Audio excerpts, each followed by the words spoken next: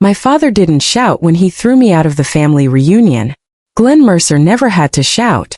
He just took the brass gate key off the nail by the pavilion, held it between two fingers like it was proof of ownership, and told me if I wanted to show up like a problem I could leave like one. It was the last Saturday in July, hot enough that the air over Lake Monroe looked soft around the docks. 43 people sat under white rental fans with paper plates of pulled pork and baked beans going limp in the heat while my father did it. My Aunt Denise kept scooping potato salad. My cousin Robbie cracked open another beer. My little niece asked her mother why nobody was talking and got shushed so fast it sounded like a slap. I stood there in a linen dress sticking to the backs of my knees and looked from face to face, waiting for one person to say, "Claire, don't go." Not defend me. Just name me. Nobody did. Then a black Lincoln came rolling down the gravel drive from the highway, slow and polished and completely wrong for our side of the lake. It stopped beside the pavilion.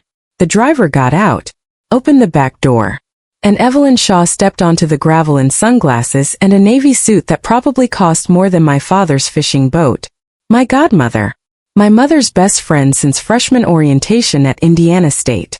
The woman who taught my mother how to invest before either of them had enough money to call it investing. The woman I had not seen in person since the week after my mother died, when she disappeared from our town so cleanly my family turned her into a myth. She looked at me once. Took in the heat, the tables, my father still holding that gate key. The whole Mercer tribe pretending they were trapped inside a church service instead of a public humiliation. Then she looked straight at my father and said one word. Disinherited. The whole pavilion went still in the kind of way that feels physical, like a refrigerator door opening in a hot room. My father laughed first, but it came out thin. "You don't get to come down here and put on a show, Evelyn." She slid her sunglasses off. "This was your show, Glenn. I'm just closing it."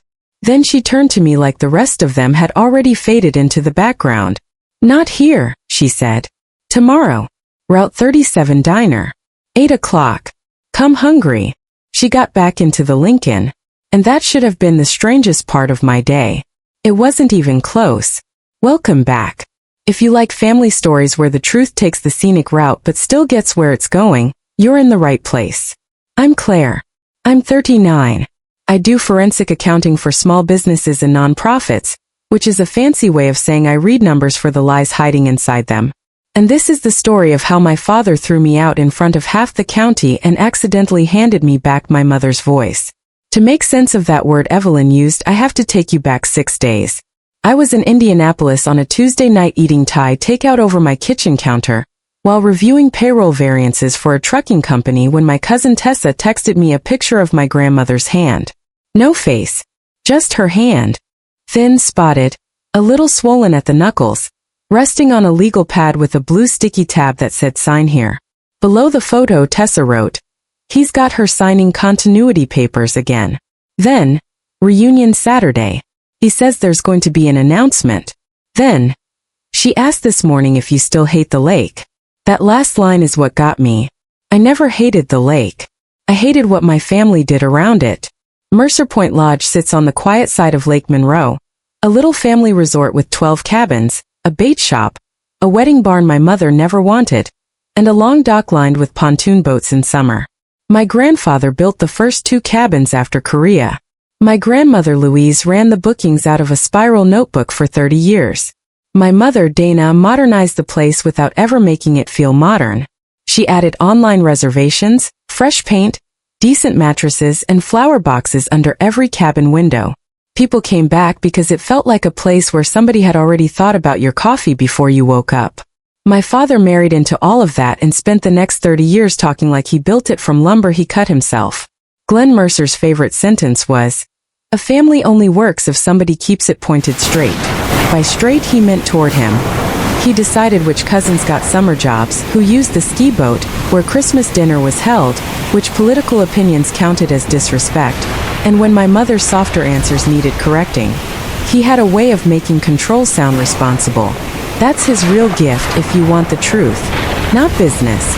Not leadership. Translation. He can take possession and make it sound like protection.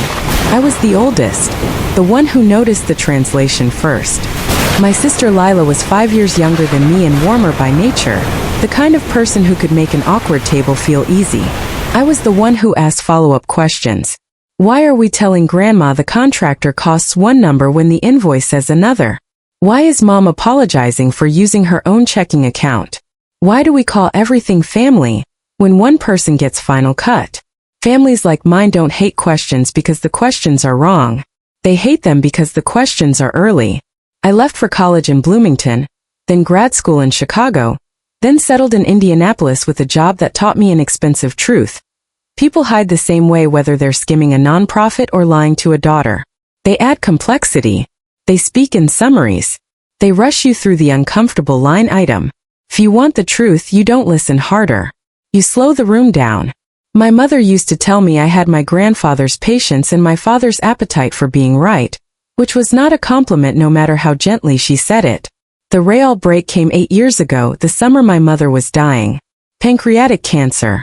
Fast and merciless and deeply inconvenient to my father, not because he didn't love her in his own narrow way, but because illness destroys the illusion of control. It forces the truth onto the table.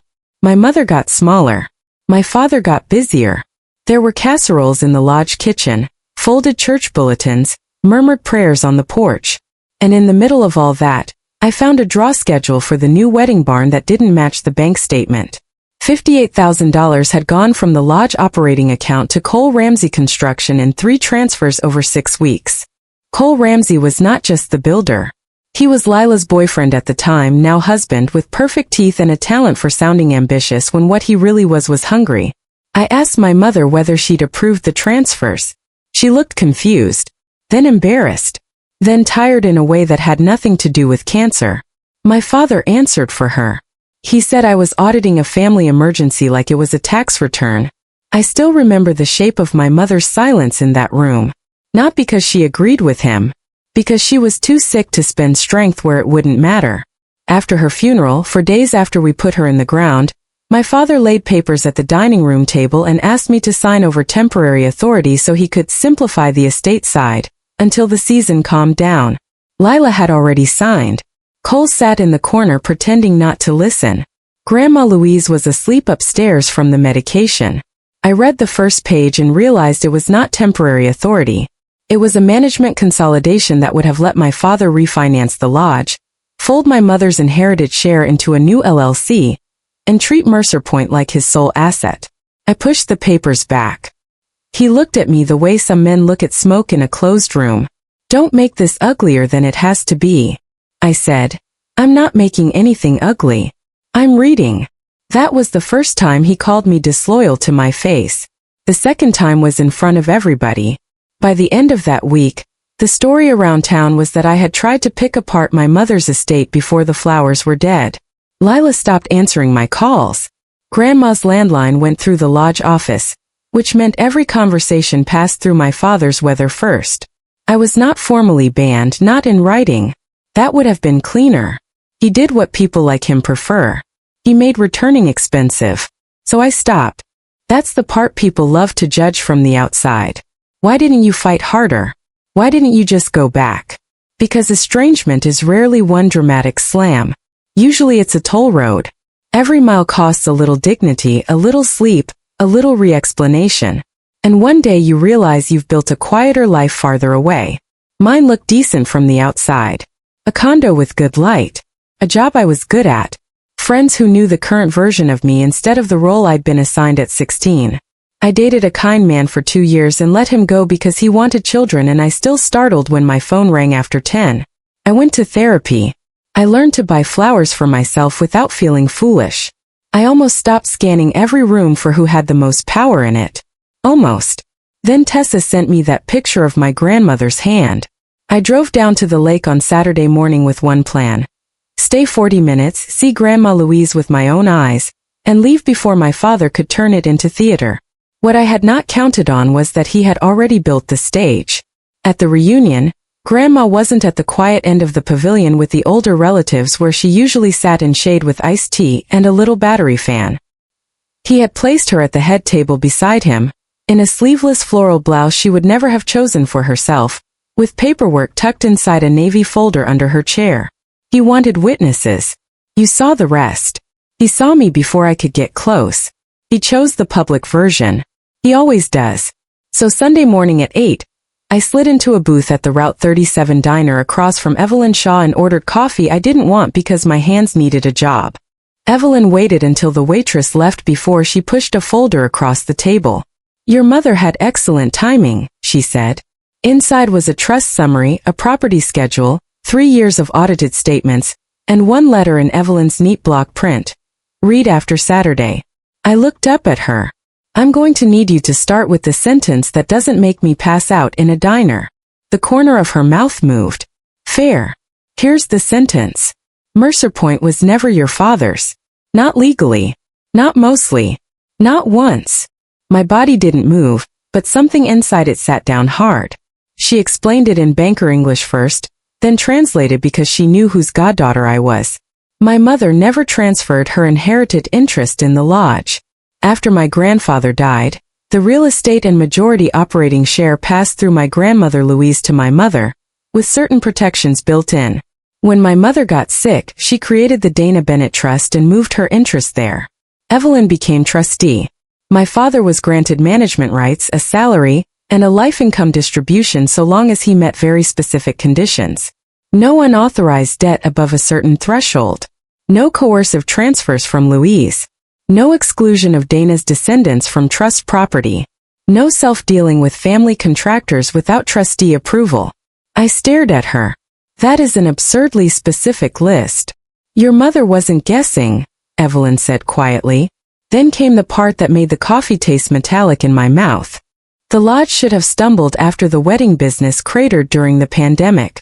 Then there was the shoreline damage 2 springs ago, then insurance delays, then construction overages on the barn, then Cole's company billing Mercer Point for emergency stabilization, so many times it started to look like a joke without a punchline.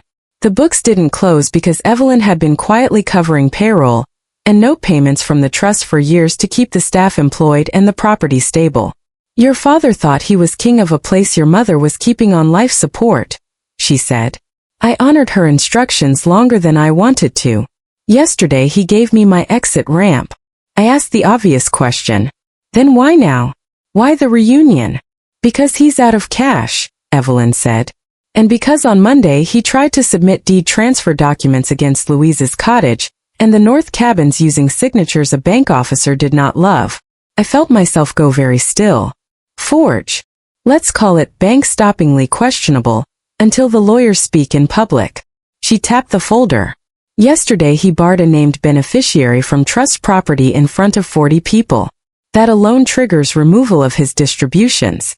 If he's also leaning on Louise for signatures, he's finished." I said the only thing that mattered to me in that moment. "Is my grandmother safe?" Evelyn took off her glasses. "I don't know. That's why you're here. If you've ever been the person in a family who can read what everyone else is pretending not to see, you know the ugliness of that moment. Because sometimes being right doesn't feel triumphant. It feels like being handed a flashlight and told to go into the basement alone."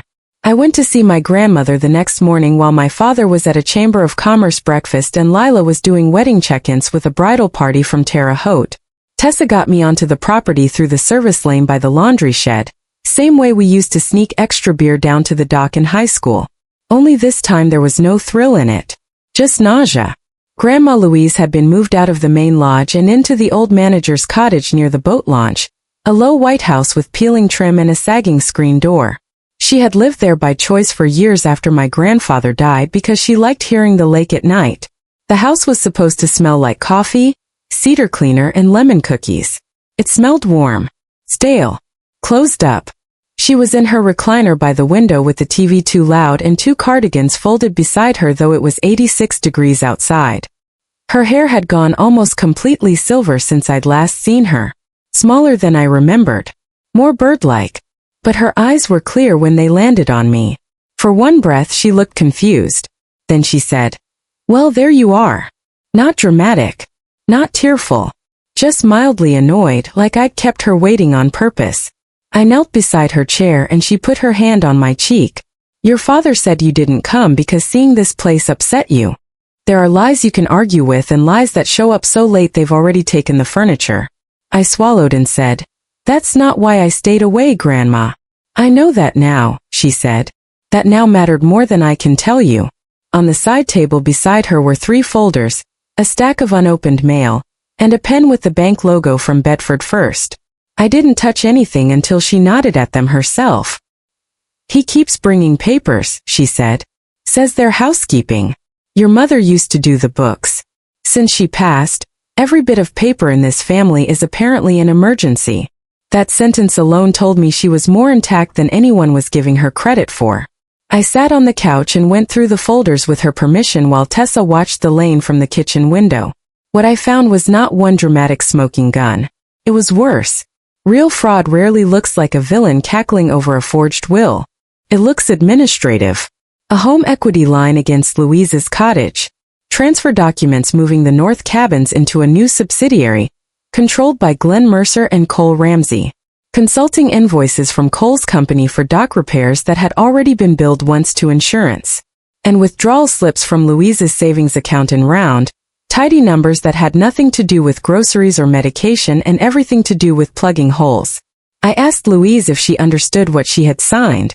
She looked straight at me. I understood, your father, said Lila, and the baby would lose everything if I didn't. There it was. Not confusion. Pressure. That's the thing about families like mine. They don't always threaten. Threats can be quoted later. They present ruin, then place the pen in your hand.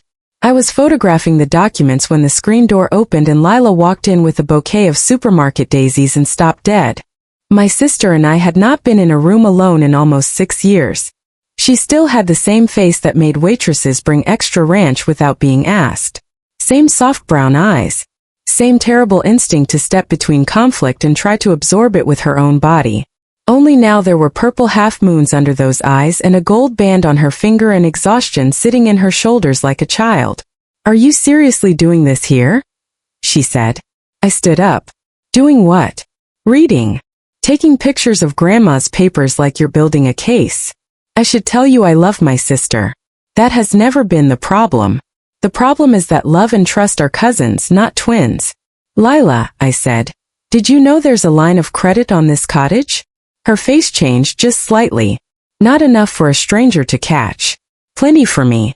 Cole said Dad was cleaning things up after the flood repairs. The flood repairs were covered. She set the flowers down too hard in the kitchen sink. Everything is always simple when you come in at the end and get to be right. That landed because it had some truth in it. I left. She stayed. I built a life in a city with decent coffee and no family payroll. She married the contractor my father liked, had a daughter, worked the weddings, answered midnight guest calls, soothed brides, soothed Dad, soothed Cole, and called it keeping the peace because what else was she supposed to call it? I lowered my voice.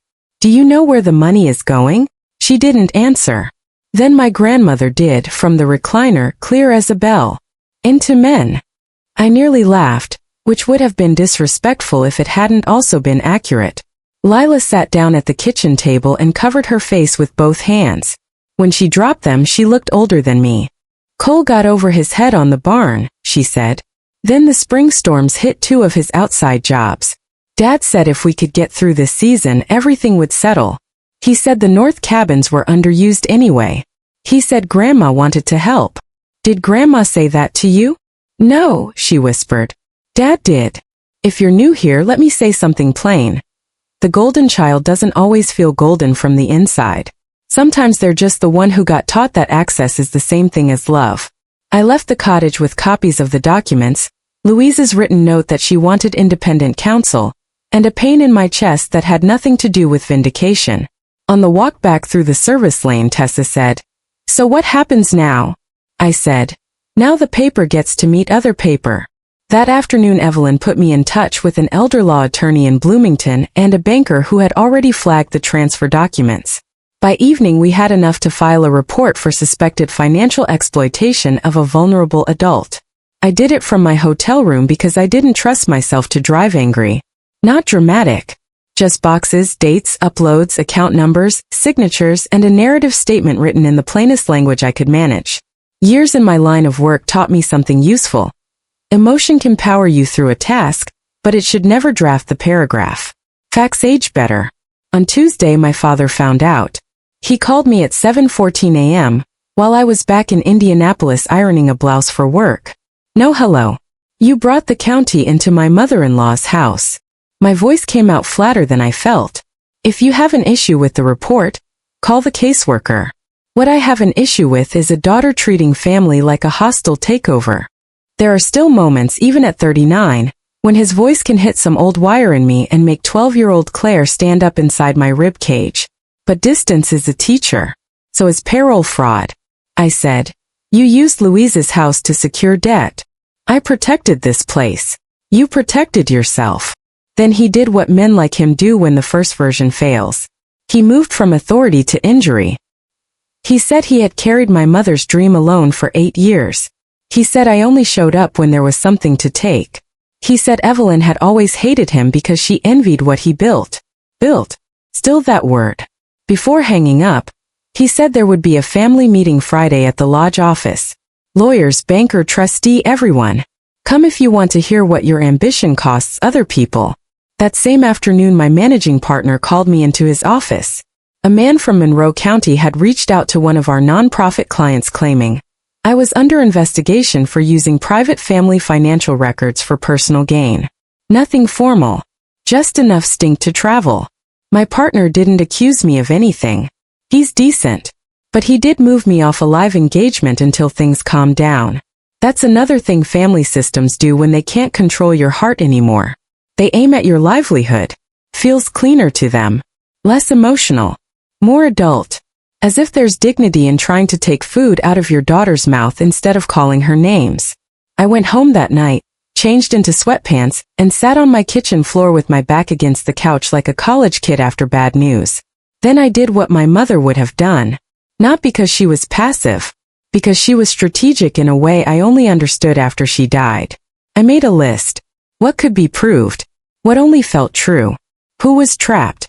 Who was choosing? What I wanted if I got the power to decide. By midnight, the answer to the last one surprised me. I did not want Mercer Point handed to me like a trophy. I didn't want my father's chair.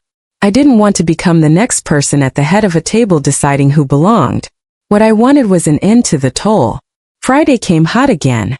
The lodge office sits behind the front desk in a room with knotty pine walls, 2 file cabinets, and 1 framed photo of my grandfather shaking hands with a state senator in 1978.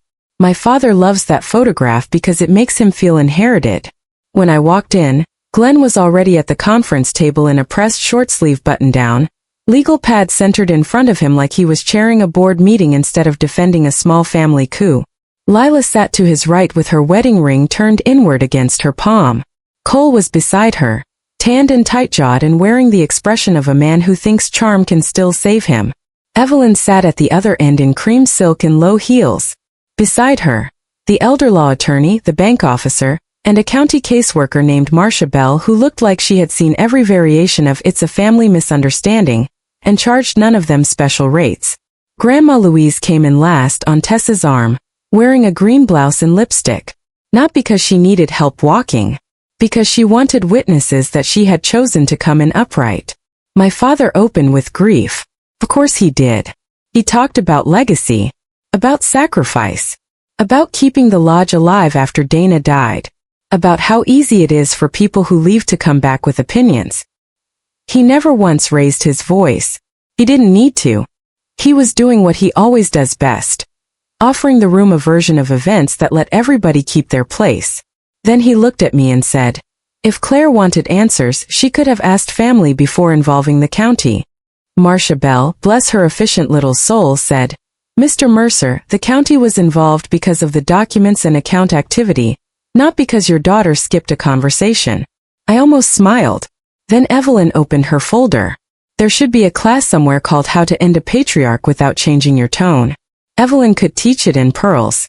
She started with ownership. My mother's trust held the controlling interest in Mercer Point and the deeded parcels attached to it, including Louise's cottage and the north cabins. My father had management rights only. Not ownership. Not discretion without limits. Management. Then debt. The unauthorized line of credit. The self-dealing payments to Cole's company. The transfer documents submitted without trustee approval. the attempted movement of the North Cabins into a subsidiary structure, designed to shield liability and consolidate control in Glenn Mercer's line. Cole actually tried to interrupt there. He said, "That's not what the restructuring was." The bank officer cut him off. The signatures on 2 of the submitted documents are inconsistent with Mrs. Bennett's prior file signatures. That alone halted approval. Louise spoke without looking at anyone. "I told him I wasn't signing away my cabins. Apparently I signed anyway. If you want to know what real humiliation sounds like, it is not yelling. It is a room full of adults refusing to rescue a man from a sentence spoken by his 82-year-old mother-in-law." Then Evelyn got to the clause. 8 years ago, after my father tried to push those post-funeral consolidation papers across the table at me, my mother amended the trust. Not to punish him for being difficult. To protect the property from exactly this pattern. If Glenn Mercer ever barred one of Dana's lineal descendants from trust property, used family pressure to obtain asset transfers from Louise Bennett, or leveraged trust assets for undisclosed self-benefit, his life income right would terminate immediately. His management role would end. His future inheritance under the trust would be revoked. She slid a paper across the table. "On Saturday, in front of 43 witnesses, you removed any ambiguity about the first condition," she said.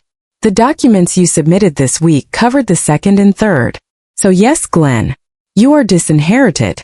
There it was again. The word from the pavilion. Only now it had law underneath it. Lila made a sound like somebody had taken air out of her. My father went pale around the mouth, but to his credit, or maybe his curse, he didn't break. He pivoted. Straight to martyrdom.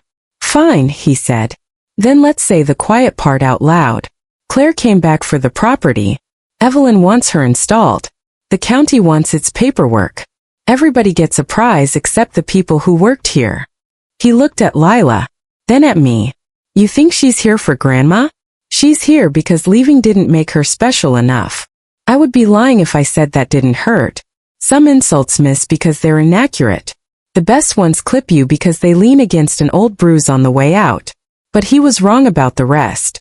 I took the envelope Evelyn had placed in front of me when I arrived and opened it then, because she had told me on the phone the night before that if there was ever a time, it was in the room. Inside was a letter from my mother. Not long. She was already very sick when she wrote it. The handwriting sloped by the end, but it was hers in every line. She wrote that my father would always confuse being needed with being owed. She wrote that I was not cruel for leaving a place that charged me admission and obedience. She wrote that if the day came when I could answer control with more control, I should stop and ask whether I was freeing the house or simply inheriting its favorite disease. I read one paragraph aloud because my hands were shaking and silence would have looked weaker than truth. Then I folded the letter and set it down. "I'm not taking Dad's chair," I said. That got everyone's attention, including Evelyn's, though she hid it better. I had spent the last 2 nights working with a legal pad and every stubborn Mercer gene I own. What I wanted was not revenge with better stationery. What I wanted was structure. So I laid it out.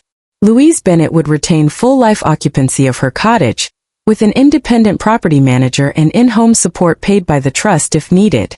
No financial documents would be presented to her without counsel copied. No exceptions. Mercer Point would move under a professional management company for 3 years, while the finances were stabilized and audited. Lila, if she wanted it, would stay on as salaried events director with real oversight and real books. Not daughter wages. Real wages. The North Cabins would not be sold. Instead, the underused wedding barn parcel and overflow lot would be listed at market rate in the spring, with proceeds paying down the debt Glenn and Cole had buried in the operation. Mercer Point would go back to being what it actually did well. Cabins, fishing, families, summers, small reunions, not performative rustic weddings with $6,000 flower arches, and a contractor bleeding cash through the studs. Cole would be removed from all vendor relationships, immediately pending forensic review. If the audit found fraudulent billing, the file would go where files like that go. And because I am my mother's daughter in the ways that matter, the last part was not about punishment. It was about memory with a backbone. Every June, the lodge would host one free weekend retreat for caregivers who had spent the year tending parents, spouses, children, whoever in their life needed more than they had to give. Cabins comped. Meals simple. No speeches. Just rest. It would be called Dana's weekend. That was the moment the room changed. Not because it was noble. I don't trust nobility much anymore. Because it made my father's story collapse. He needed me to be greedy. He needed me to want the throne so he could keep calling it a kingdom. I wanted a ledger closed. Lila started crying quietly. Not with drama. Just relief leaking out of her face. Louise reached for her hand. Tessa stared at me like she had never seen this version of me before, which was fair. I hadn't either. My father laughed once. Hard. Bitter. So you get to be the good one. I looked at him and for the first time in years I did not feel smaller. Sad, yes. Angry, sure. But not smaller. No, I said. I just don't have to audition for family anymore. He asked if I was throwing him out. That's the question, isn't it? After a lifetime of being made to leave, what do you do when the door is finally in your hand? I didn't throw him out.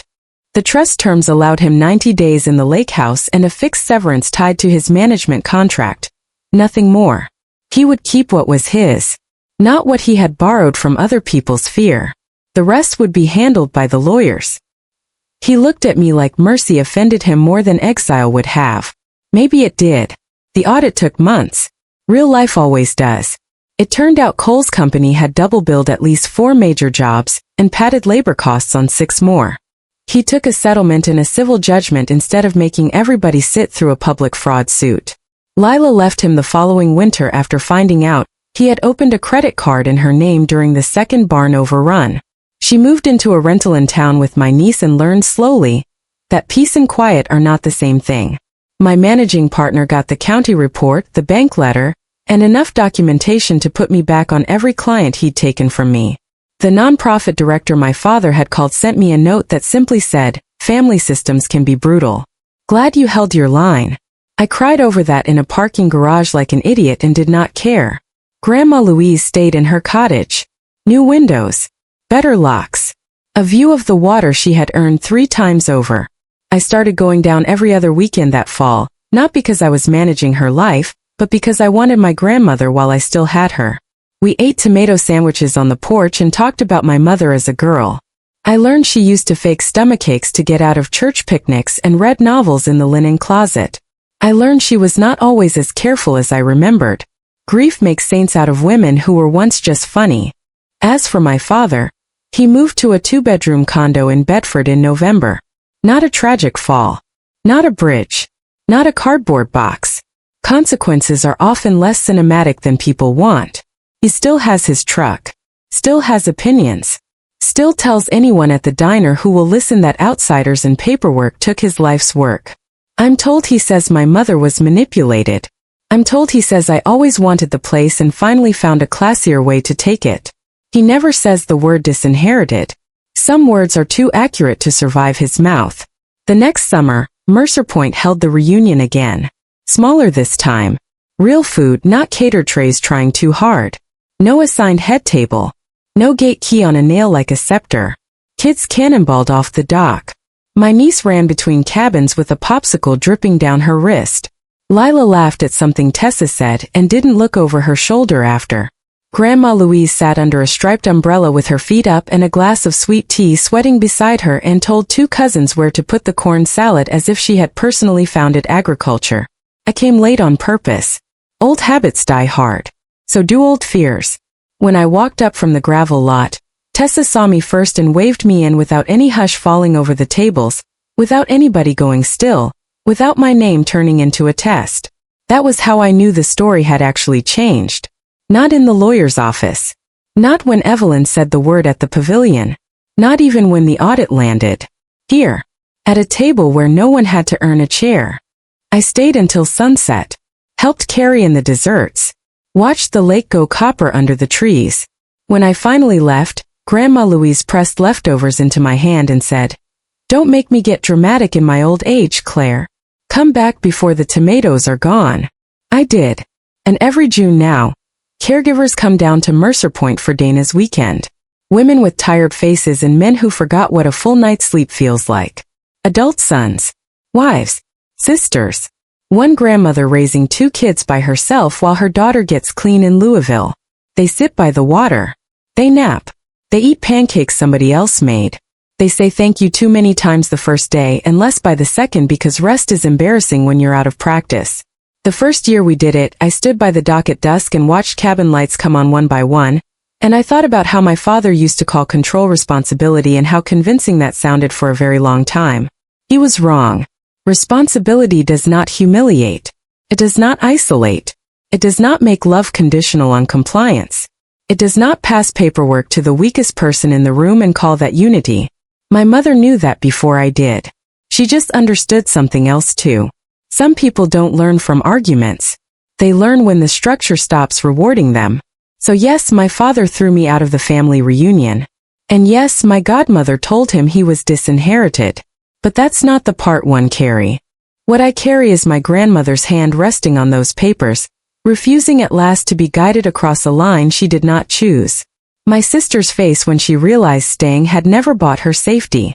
My mother's letter telling me not to become fluent in the house's worst language, just because I finally had the power to speak it. People talk about justice like it should feel hot, immediate, loud. Sometimes it feels like central air after years of bad heat. Quiet, correct, expensive to install, worth every penny.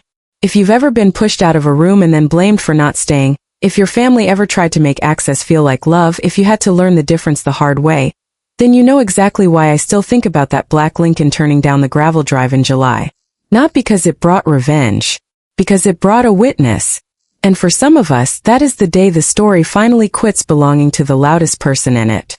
If you've ever had to stop mistaking permission for love, subscribe, leave me a comment about the moment you realized a seat at the table was costing too much, and I'll meet you in the next one.